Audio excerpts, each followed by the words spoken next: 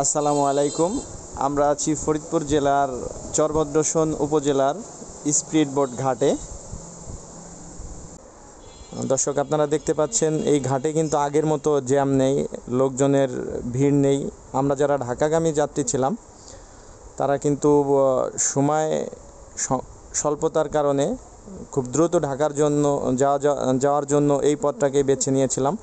আর সেই সুযোগে এই ঘাটে যারা দায়িত্বরত ছিল তারা কিন্তু আমাদের সাধারণ জনতার উপরে একটা অমানবিক ভাড়া চাপিয়ে দিয়েছিলেন এবং অনেক সময় যাত্রীদের সাথে খারাপ ব্যবহারও করতো তারা। কিন্তু পদ্মা সেতু হওয়ার পরে সেই অবস্থার অবসান হয়েছে।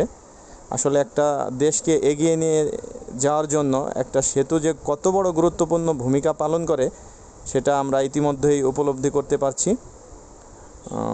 এরকম একটা বৃহত্তর সেতু তৈরি করার জন্য ধন্যবাদ জানাচ্ছি মাননীয় প্রধানমন্ত্রী জননেত্রী শেখ হাসিনাকে। সেই সাথে আজকের ভিডিও এই পর্যন্তই শেষ করছি। সবাইকে আসসালামু আলাইকুম।